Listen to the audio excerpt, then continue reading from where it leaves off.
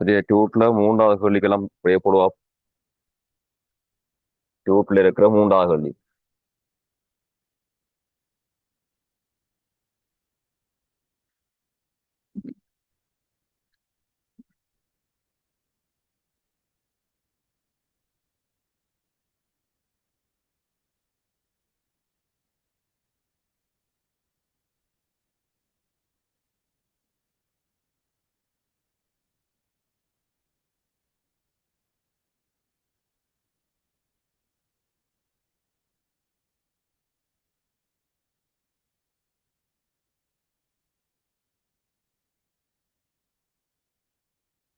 சரியா, டியூட்ல மூன்றாவது கேள்வி. படத்தில் காட்டி உள்ளவாறு எண்ணெயினது நீரினது இடைமுகத்தில் மரக்குட்டி ஒன்று மிதக்கின்றது. இக்குட்டியின் V1 V2 எனும் கனவளவுகள் முறையே எண்ணெயினுள்ளும் நீரினுள்ளும் இருக்கின்றன. எண்ணெயினது நீரினதும் அடர்த்திகள் முறையே ρ1 ρ2 ஆயின் குட்டியின் நினைவு. இப்ப நீ இதுக்கு என்ன போடலாம்டா? மிதப்பு விதியை பாவிக்கலாம்.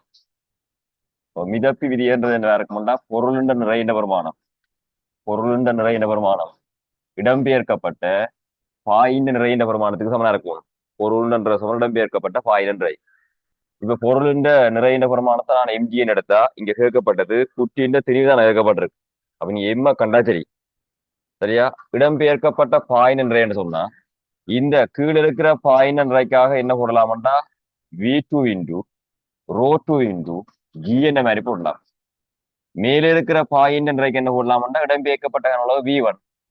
ஆக V1 × ρ1 × G என்று போடலாம். மேல இருக்கிற பாய் ரெண்டு பேட்டையும் சேர்மானம் இடம்பெயர்க்கப்பட்ட பாய் என்றே போடணும். அப்ப உன்னை கேட்டது திணிவு.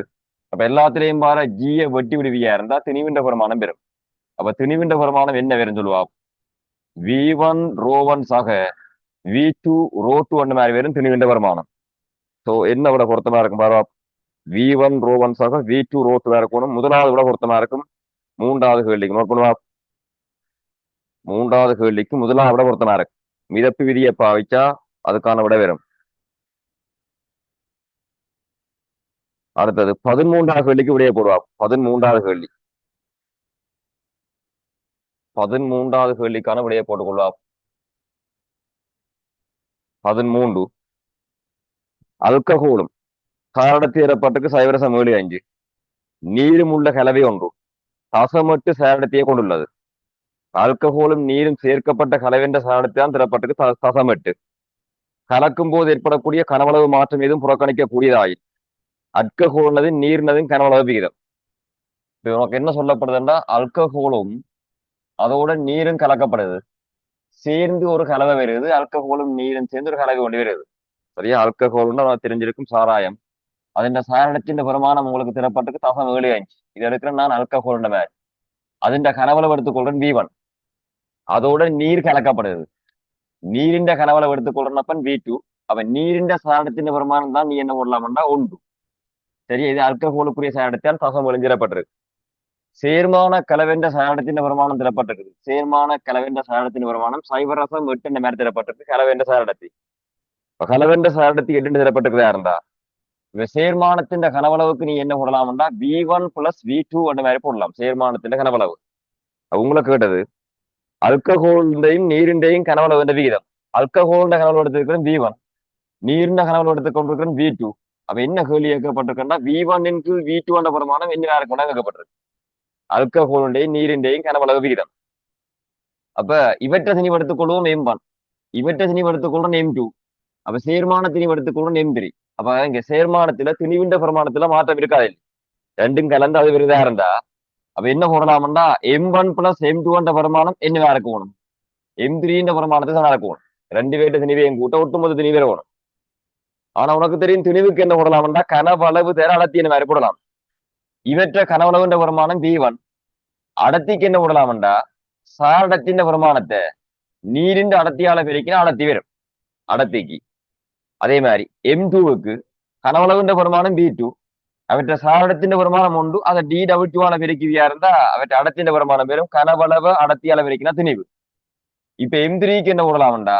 V1 + V2 இது கனவளவு. சாரடத்தின் பிரமாணம் தரப்பட்டுக்கு தசம் 8. அதை dW பெருக்கிவியா இருந்தா அடர்த்தியா இருக்கும் திணிவின்ற பிரமாணம் பெறும். இப்போ ஒரு ஸ்டெப் எழுதியான அந்த இடம் இப்படியே போட்டுடலாம், கண்ணாலேயே சுருக்கலாமே. இதுல வர DW, இதுல வர DW, இதுல வர DW எல்லாம் வெட்டுப்பட்டுரும். இதுல தசம் 75 V1, இதுல ஒரு V2. தசமட்ட கொண்டு உள்ள வரைக்கும்னா தசம் 8 V1, அது நேரம் தசம் 8 V2 வரை வேணும். அப்படியே பார், தசம் 75 V1 ஆக இதுல வாரது ஒரு V2. இடப்பக்கம் சாரி வலப்பக்கம் பாருது தசம் 8 V1ஓட தசம் 8 V2 வரை வேணும். தசம் 8 V2 மனம் பெற வேணும். இப்ப தசம் 8 V2 கொண்டு வந்து இடப்பக்கம் கொண்டு வந்து ஒரு வீட்டுல இருந்து கழிச்சா எவ்வளவு ஆயிரம் வேணும்? தசம் 2 V2 வரை வேணும். தசம் 2 V2 வரை வேணும். ஒரு வீட்டுல இருந்து தசம் 8 V2 கழிப்பியா தசம் 2 V2. தசம் 75 V1 கொண்டு அங்கால தசம் 8 V1 இருந்து கழிப்பியா இருந்தா சைபர் தசம் 05 V1 இருக்கும் இல்லையா? தசம் 8 V1 இருந்து சைவரசம் 75 கழிப்பியா இருந்தா சைவரசம் 05 V1 இருக்கும்.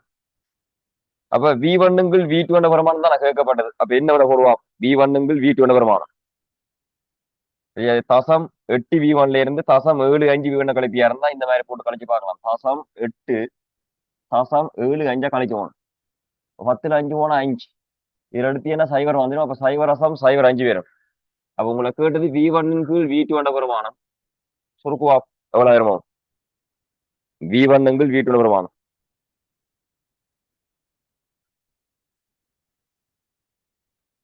அதுக்கு விடையை போட்டு முடிச்சா 9வது கேள்விக்கான விடையும் போடுங்க. 9வது கேள்வி.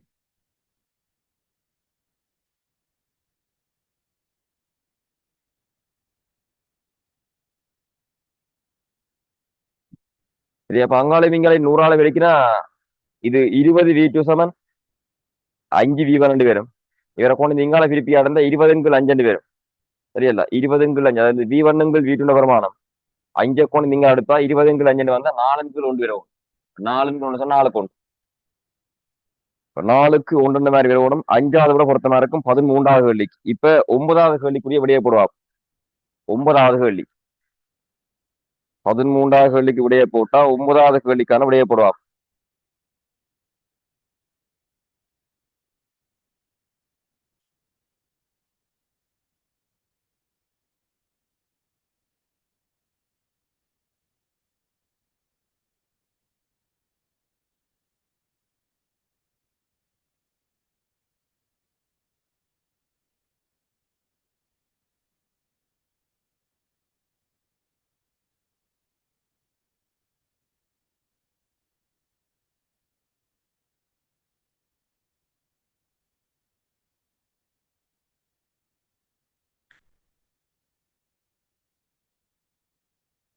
ஒன்பதாவது கேள்வி, கரவின் அடர்த்தி 800 kg m சரியாயின் பின்வரும் கூட்டுகளில் எது உண்மையற்றது?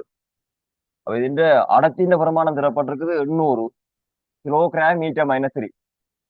அப்ப 800 kg m3 நீ கிராம் சென்டிமீட்டர் m3க்கு மாத்திவியா இருந்தா 10⁻³ பெருக்கி இருக்க வேணும். இப்ப சைவரசம் 8 கிராம் சென்டிமீட்டர் -3 இருக்கும். சரியா? போனலாம் படிச்சு விட்டுனான் 800 kg m3 கிராம் சென்டிமீட்டர் m3க்கு மாத்திரமா இருந்தா 10⁻³ இருக்கணும்.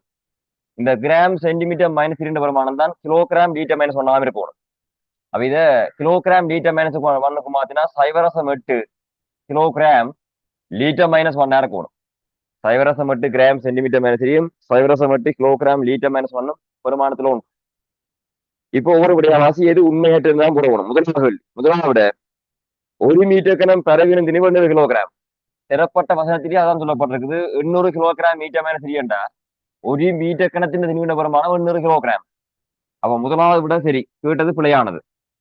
2வது விடையை பார்த்துக்கொள்.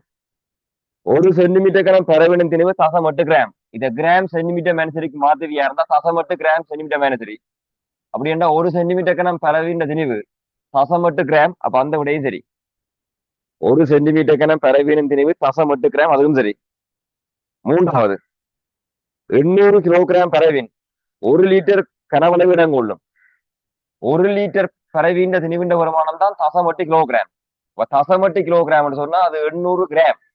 அப்ப இந்த பெருமானத்தை வேற எப்படி மாத்தலாம்டா? தசம் 8 கிலோகிராம் 800 கிராம் லீட்டர் -1 போடலாம். அப்ப 800 கிராம் பரவின் 1 லிட்டர் கனவளவு இடம் கொள்ளும் சொன்னா அதுக்கும் சரி. சரியா? சரி, அது 800 kg தலைப்புல. 3வது விட 800 கிலோகிராம் என்றதால விட என்ன தசமட்டு கிலோகிராமுக்கு தான் 1 லிட்டர். அப்ப 800 கிராமா இருக்கணும். 800 கிலோகிராம் என்றதால மூன்றாவது விட உண்மையற்றதான் கேள்வி விட மூன்றாவது. 4வது விடையை பார்ப்போம். 4வது விட தசமட்டு கிராம் பெறவின் 1 மில்லி லிட்டர் கனவளவு இடம் கொள்ளும். அதுவும் விட தசமட்டு கிராம் சொன்னா 1 சென்டிமீட்டர் - 3 சென்டிமீட்டர் - 3யும் மில்லிலிட்டர் சமன். அப்ப 4வது சரி. அப்ப 3வது விட. 5வது 1 லிட்டர் பெறவின் 800 கிராம் திணிவுடையது. 1 லிட்டர் பெறவின் 800 கிராம் திணிவுடையது சரி. இதுல மாத்தி கிடக்கு பேர 5வது சரி. விடையானது 3வது. 800 கிலோகிராம் மீட்டர் - 3 கிராம் சென்டிமீட்டர் - 3க்கு மாத்தினா தசமட்டு கிராம் சென்டிமீட்டர் - 3 கிலோகிராம் per லிட்டருக்கு மாத்தினா தசமட்டு கிலோகிராம் per லிட்டர். தசமட்டு கிலோகிராம் கிராமுக்கு மாத்தினா 800 கிராம் per லிட்டர். அதை வச்சுக்கொண்டு பாப்பியா இருந்த 3வது விடையானது.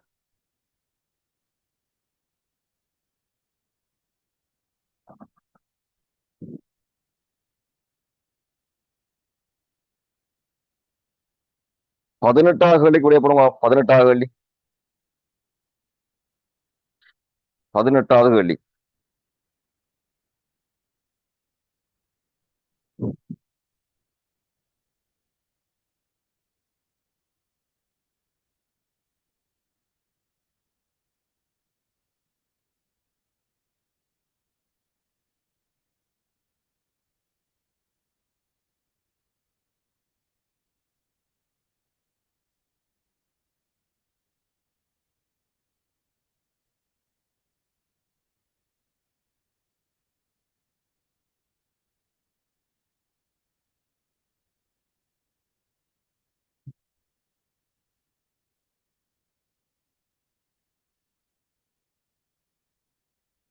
பதினெட்டு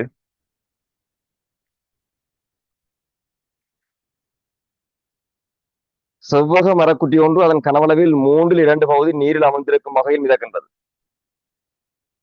நீரில் அமர்ந்திருக்கிற பகுதியின் பெருமானம் 3/10.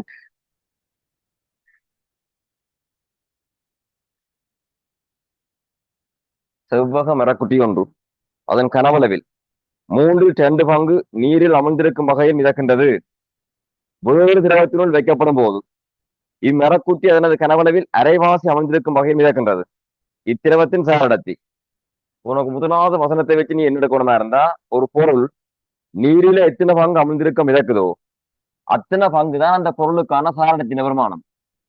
அப்ப முதல் திறப்பட்ட வசனத்திலிருந்து அந்த பொருளின் சாரடத்தின் பெருமானம் எவ்வளவு வேண்டும் கண்டுபிடிக்கலாம். அதாவது செவ்வக மரக்குட்டி ஒன்று நீரில் அதன் கனவளவில் 2/3 பங்கு அமர்ந்திருக்க மிதக்கிறதா இருந்தா இந்த பொருளுக்குரிய சாரடத்தின் பெருமானம் என்னவா இருக்கணும்னா 3/10 இருக்கும்.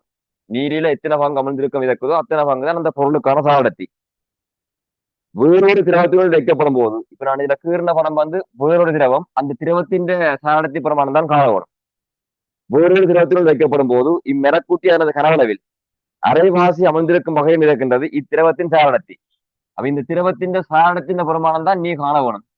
அரைவாசி அமர்ந்திருக்கக்கூடிய மாதிரி மிதக்குதா இருந்தா இந்த பொருளின் மொத்த கனவளவை 2V அடுத்தா V அமர்ந்திருக்க வேணும். V என்ற பகுதி மேலே இருந்திருக்க வேணும். அரைவாசி அமர்ந்திருக்க மிதக்கிறதா இருந்தா அரைவாசிகளையும் அரைவாசி மேலேயும் இருக்கணும். இப்ப மிதப்பு விதிய பாய்மா இருந்தா பொருளின் நிறைந்த பிரமாணம் இடம்பெயர்க்கப்பட்ட பாயின் நிறைக்கு என்ன இருந்திருக்கும் சொன்னா இருக்கணும். பொருளின் நிறைக்கு என்ன பொருளாக பொருளின் மொத்த கனவளவு 2V. பொருளின் சாரடத்திய நீரின் அடர்த்தியால பெருக்குவமா இருந்தா திணிவு பெற வேணும். அதை ஜியாலையும் பெருக்குவமா இருந்தா நிறைந்த பிரமாணம் பெற வேணும். இது பொருளின் கனவளவு. சாரடத்தி காண வேணும். DW பெருக்கிருக்குன்னு அது வெட்டுப்படும். இடம்பெயர்க்கப்பட்ட பாயின் என்று சொன்னா இடம்பெயர்க்கப்பட்ட பாயின் கனவளவு தான் இப்ப V. V கனவளவு இடம்பெயர்க்கப்படுது. அந்த பொருளுக்குரிய சாரடத்தின் பிரமாணம் இது பொருளின் நிறைய சாரடத்தின் பிரமாணம் தான் திறப்பட்டுக்கு 2/3. பொருளின் சாரடத்தின் பிரமாணம் தான் திறப்பட்டுக்கு 2/3. திரவத்தின் சாரடத்தின் பிரமாணம் காண வேணும். அதை எஸ் என்ன மாதிரி போடுறேன். அதை DW பெருக்கி ஜியாலையும் பெருக்குவியா இருந்தா இடம்பெயர்க்கப்பட்ட பாயின் நிறை வரும். இங்கால வாரது பொருள் நிறை. அப்ப பொருள் நிறையில பொருளின் கனவளவை பொருளின் சாரடத்தியால பெருக்கி DW பெருக்கினா பொருளின் திணிவு. அதை ஜியாலையும் பெருக்கினா நிறை. அப்ப ஜியும் பட்டுப்பட்டுரும் அங்கால இங்கால. அதே நேரம் இங்க வார வீண்ட பிரமாணம் இதுல வார வீண்ட பிரமாணம் பட்டுப்பட்டுரும். DW பிரமாணம் பட்டுப்பட்டுரும். அப்ப எங்களை கேட்டது திரவத்தின் சாரடத்தை தான் கேட்டது. இடம்பெயர்க்கப்பட்ட பாயின்றையெல்லாம் திரவத்தின் சாரடத்தி இருக்குது. அப்ப இதை சுருக்கிவியா இருந்தா எவ்வளவு ஆகிரும்? 4/3 மாதிரி வரும் திரவத்தின் சாரடத்தி. திரவത്തിന്റെ സാരത്തിന്റെ പ്രമാണം 4 നാലാவது விட பொருத்தமா இருக்கு. 18வது கேள்வி. 18வது கேள்விக்கு 4 விட பொருத்தம்.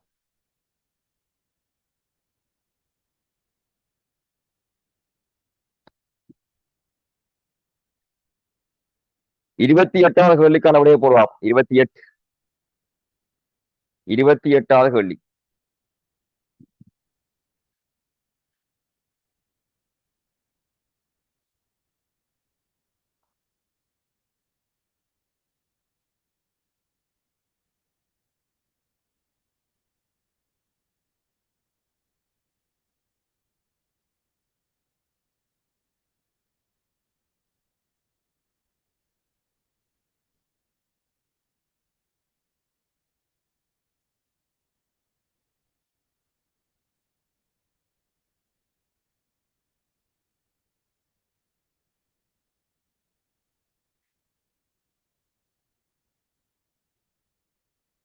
பாருங்க 28. 200 கிலோகிராம் மீட்டர் மைனஸில் அடர்த்தியுடைய ஒரு பொருளை கொண்டு ஆக்கப்பட்ட சக்கை ஒன்று 1000 கிலோகிராம் மீட்டர் மைனஸில் அடர்த்தியுடைய நீரில் மிதக்கின்றது. அப்போ ஒரு சக்கை நீரில் மிதக்குது. சக்கையின் அடர்த்தியின் பிரமாணம் தரப்பட்டிருக்குது. நீரின் அடர்த்தியின் பிரமாணம் தரப்பட்டிருக்குது 1000 கிலோகிராம் மீட்டர் மைனஸில்.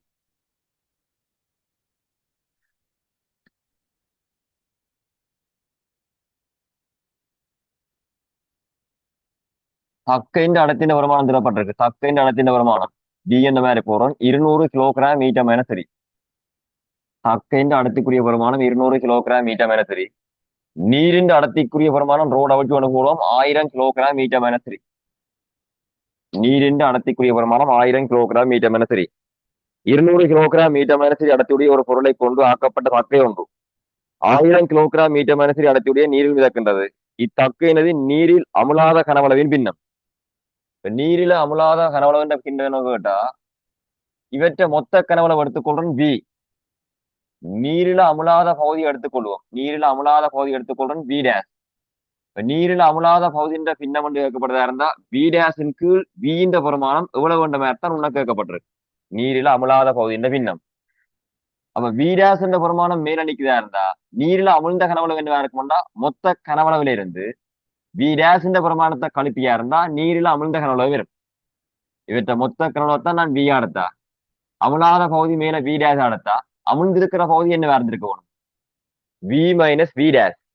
அப்ப இப்ப மிதப்பு விதியை போட்டா மிதப்பு விதி என்ன இருக்கணும் பொருள் என்ற பிரமாணம் இடம்பெயர்க்கப்பட்ட பாயின் என்றைக்கு சமம் இருக்கணும். பொருள் என்றைக்கு தான் என்ன போடலாம்டா பொருளுண்ட கனவளவு பொருளுண்ட அடர்த்தியால விரைக்கி புவியீர்ப்பு பரம்புகள் ஜியாலயம் பிரிக்கிற நிறை. இடம்பெயர்க்கப்பட்ட பாயின் என்றைக்கு தான் இப்ப போடலாம் பாயின் கனவளவு V minus V dash. V minus V dash இடம்பெயர்க்கப்பட்ட பாயின் கனவளவு. அத பாயின் அடர்த்தி 1000ஆல பெருக்கி புவியீர் பரம்புகள் ஜியாலயம் பெருக்குவியாத இப்ப இங்கால வார ஜி அங்கால வார ஜின்ற பிரமாணம் பட்டுப்பட்டுரும். இதுல வார 2 சதுரையும் இதுல வார 2 சதுரையும் என்ன செய்யலாம் பட்டி விடலாம். இங்க 2ஐயும் இதுல வார 10ஐயும் பட்டுவியா இருந்தா இங்க 5 என்ற மாதிரி வரும் 5. அப்ப இங்கால வார வி என்ற பிரமாணம் அங்கால என்ன வேற போகணும் 5v மைனஸ் 5v டேஸா இருக்கு. வி என்ற பிரமாணம் அங்கால சுருக்கிவியா இருந்தா 5v மைனஸ் 5v டேஸ் என்ற மாதிரி வரும். அப்ப எங்களை கேட்டது வி டேஸின் கீழ் வி என்ற பிரமாணம் தான் கேள்வி. இப்ப வி டேஸின் கீழ் வி என்ற பிரமாணம் வந்தா 5v டேஸை இங்கால கொண்டு வரவியா இருந்தா 5v டேஸ் என்ற பிரமாணம் இவர் அங்கால கொண்டு போனா 4v என்ற மாதிரி வரும். அப்ப வி டேஸின் கீழ் வி எவ்வளவு இருக்கணும் சொல்லுவா. வி டேஸின் கீழ் வி என்ற பிரமாணம் 4ன் கீழ் 5 இருக்கணும். அதாவது 5ல் 4 இருக்கணும். அப்ப 5ல் 4 இருக்கணும். 5வது விட பொருத்தமா இருக்கும் 28வது கேள்விக்கு பரவ 28வது கேள்விக்கு 5வது விடை 5ல் 4. இப்ப 30வது கேள்விக்கு விடைய போடுமா 30வது கேள்வி.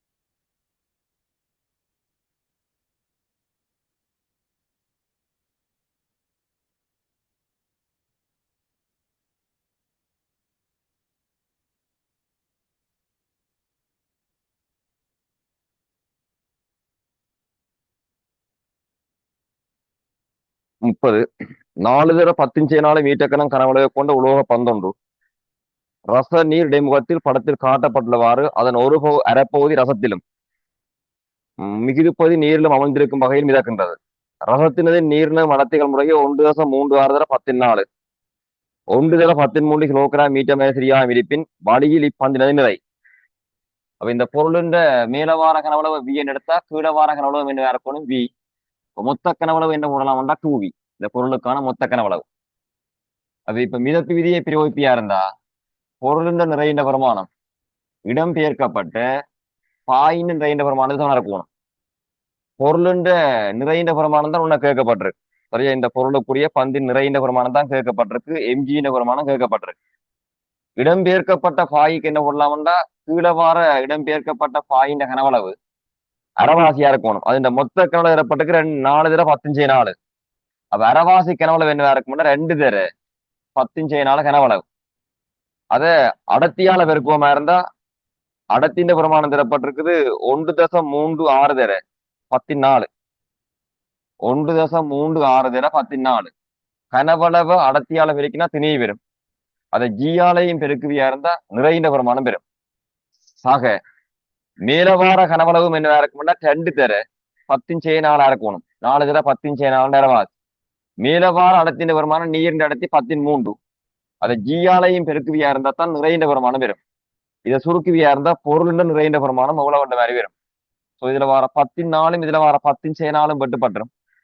இதை 10 இதால பெருக்குவியா இருந்தா 13.6 13.6 தர 2 எவ்வளவு வரணும் 27.2 வரணும் 27.2.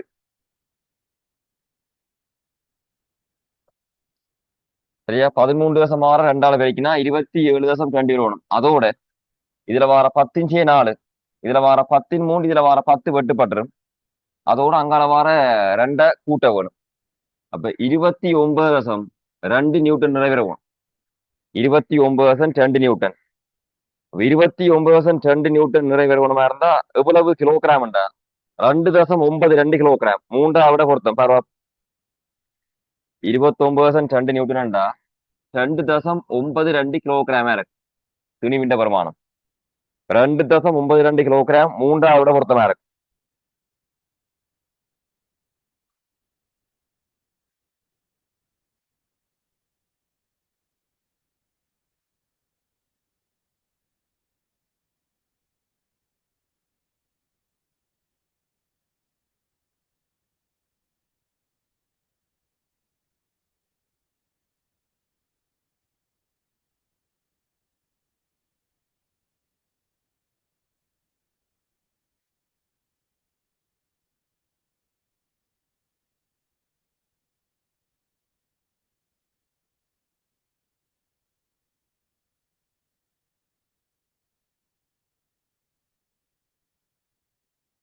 நாற்பத்தி ரெண்டாவது கேள்வியும் இதே மாதிரி கேள்விதான். 42வது கேள்விக்கு விடைய போடுங்க. 42வது கேள்வி.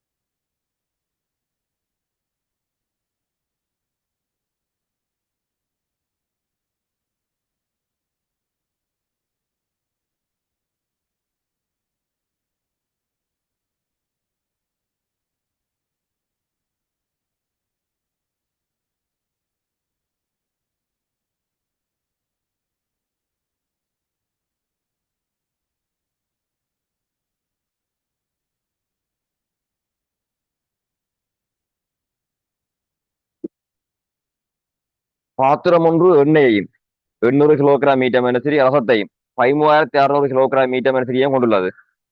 அப்ப எண்ணெயும் ரசமும் இருக்கிறதா இருந்தா உனக்கு தெரியும் ரசம் தான் கீழே இருக்கணும். அடர்த்தி கூடது கீழே இருக்கணும். അതിന്റെ அடர்த்திന്റെ வருமானம் தான் 13,600 கிலோகிராம் மீட்டர் -3. மேல இருக்கிறது அடர்த்தி குறைஞ்சது. அது 800 கிலோகிராம் மீட்டர் -3. 800 kilogram metre -3. உலோக கூலம் உண்டானது அதனது அரைவாசி கனவளவு ரசத்திலும் அடுத்த அரைவாசி எண்ணெயிலும் அமைந்திருக்கக்கூடியதாக இடைமுகத்தில் மிதக்கின்றது. இவ்வுலோகத்தினது அடர்த்தி இப்ப மேல அரைவாசி கீழ் அரைவாசி இருக்கிறதா இருந்தா இந்த உலோகத்துக்குரிய அடர்த்தியின் பெருமானம் டி என்று போட்டா டி என்ற பெருமானம் தான் காண வரும். அப்ப இப்ப மிதப்பு விதியை பிரிவமா இருந்தா மிதப்பு விதி பொருளுடன் நிறைந்த பெருமானம் இடம்பெயர்க்கப்பட்ட பாயின் நிறைக்கு சமனா இருக்கும். பொருளுடன் நிறைக்கு என்ன போடலாம்டா பொருளுண்ட மொத்த கனவளவு டூவியா எடுக்கலாம். இந்த மேலையும் வி கீழையும் வியா இருந்தா അതിന്റെ അടത്തിന്റെ പ്രമാണം താൻ കാണ വേണം ജിയാളെ പെരുക്കി വിട്ട നിറൈ இடம்பெயர்க்கப்பட்ட பாய்க்கு கீழே இடம்பெயர்க்கப்பட்ட பாயின்ற அளவு வி அவற்றை அடத்தின் பிரமாணம் தரப்பட்டிருக்கு 13,600 அதை ஜியால பெருக்கி விட்ட நிறை சாக மேலிடம்பெயர்க்கப்பட்ட பாயினன்றைக்கு அதே கணவன் தான் இடம்பெயர்க்கப்படுது அவருக்குரிய அடத்தின் பிரமாணம் தரப்பட்டிருக்குனாக்கு 800 அதை ஜியாலையும் பெருக்கினா நிறை இதுல வர ஜியின் பிரமாணம் எல்லாம் பட்டுப்பட்டுரும் வியின் பிரமாணம் பாருங்க எல்லாம் பட்டுப்பட்டு நீ டி தான் காண வேணும் 13,600ஓட 800 கூட்டிட்டு 2ஆல கொண்டு பிரிச்சிருவியா இருந்தா டியின் பிரமாணம் எவ்வளவு வேண்ட மாதிரி வரும் கூட்டுவா 13,600ஓட 800 கூட்டி 2ஆல பிரிச்சு விட்டா சரி.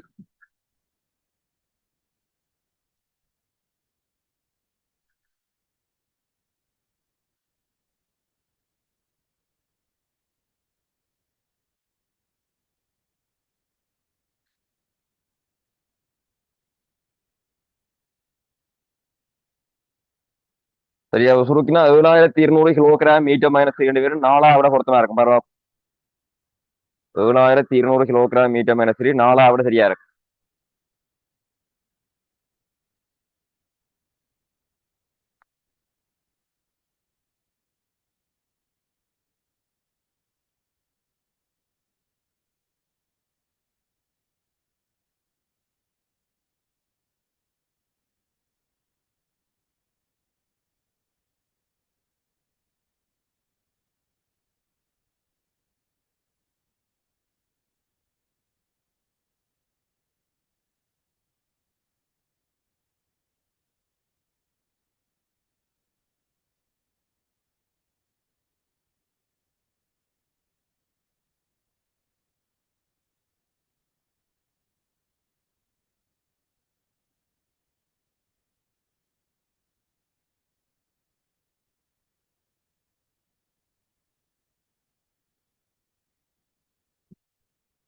முப்பத்தி ஓராவது கேள்விக்கான விடைய போடுவா 31.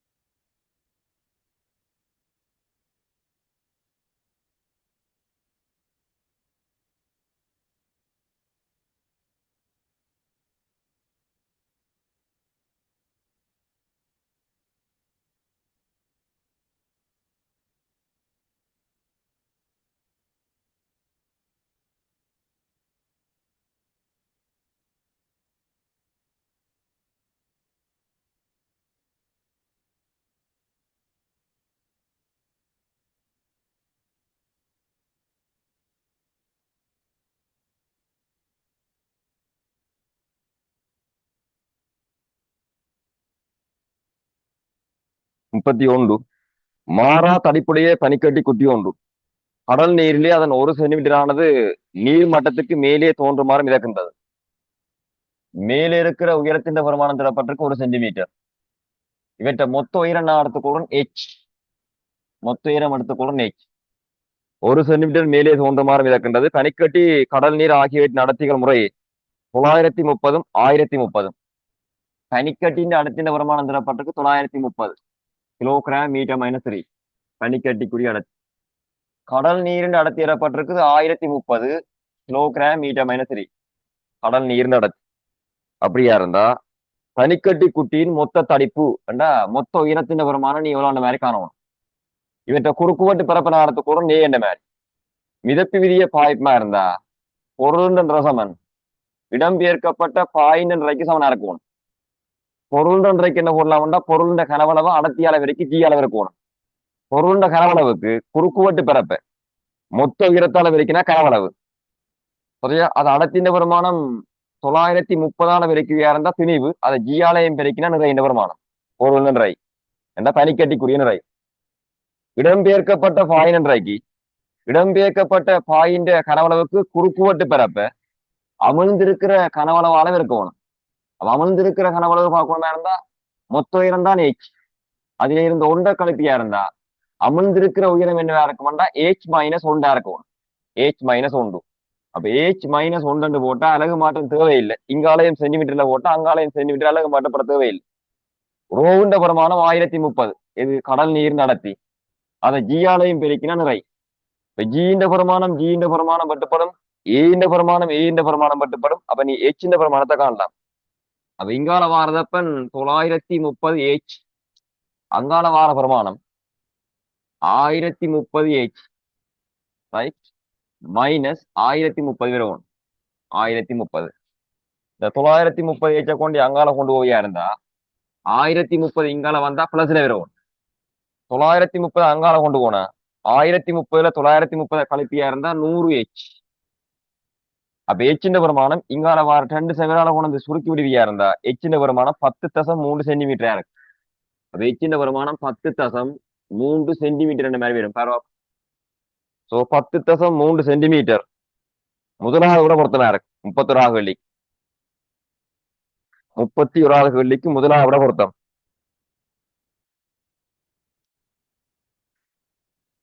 சரியா? இந்தியா கிளாஸ் உனக்கு இவ்வளவு காலம் மிச்ச கேள்வியை செய்து பார்த்து கொண்டு வா. நாளைக்கு பார்ப்போம். நிறைய கேள்வி செய்தாச்சு.